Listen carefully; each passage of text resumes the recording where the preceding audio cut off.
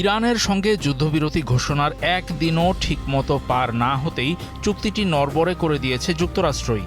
মার্কিন vice president JD Vance জানিয়েছেন, তিনি ইরানের পক্ষ থেকে ৩টি ভিন্ন ভিন্ন ১০ দফা দাবিনামা দেখেছেন, যা নাকি ভুল বোঝাবুঝির সৃষ্টি করেছে। তার দাবি, প্রথম খসড়াটি সম্ভবত চ্যাট জিপিটি দিয়ে লেখা হয়েছিল। তার ভাষায়, সেটি সরাসরি আবর্জনার ঝুড়িতে ফেলে দেওয়া হয়েছে।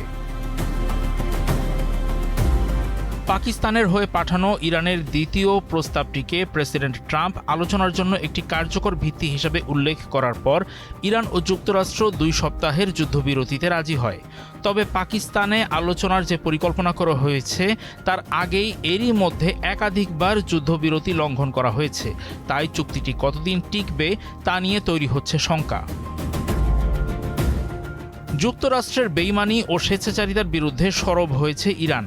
দেশটির পার্লামেন্টের স্পিকার মোহাম্মদ বাঘের গালিবাফ এরই মধ্যে যুক্তরাষ্ট্রের সঙ্গে যুদ্ধবিরতি ও আলোচনাকে অযৌক্তিক বলে অভিহিত করেছেন। যুদ্ধ শেষ করতে ইরানের 10টি শর্তের মধ্যে 3টিই যুক্তরাষ্ট্র লঙ্ঘন করে ফেলেছে বলে তিনি অভিযোগ তুলেছেন। এর মধ্যে রয়েছে লেবানন যুদ্ধবিরতি মেনে না চলা, ইরানের আকাশসীমায় ড্রোনের অনুপ্রবেশ এবং ইরানের ইউরেনিয়াম সমৃদ্ধকরণের অধিকার অস্বীকার করা। মুখে যুদ্ধবিরতির কথা বললেও ঠিক কী করছে যুক্তরাষ্ট্র ইসরায়েল জোট?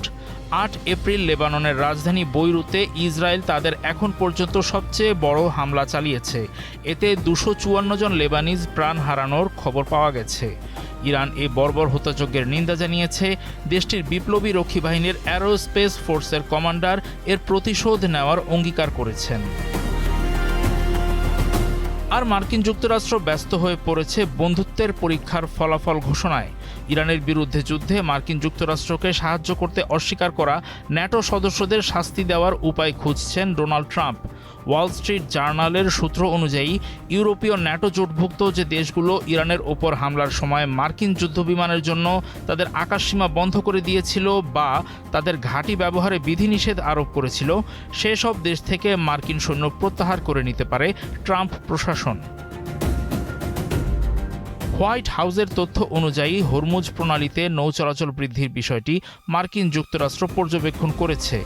৮ এপ্রিল ভোরে মার্কিন ইরান যুদ্ধবিরতি ঘোষণার পর থেকে মাত্র 3টি জাহাজ হরমুজ প্রণালী পার হয়েছে।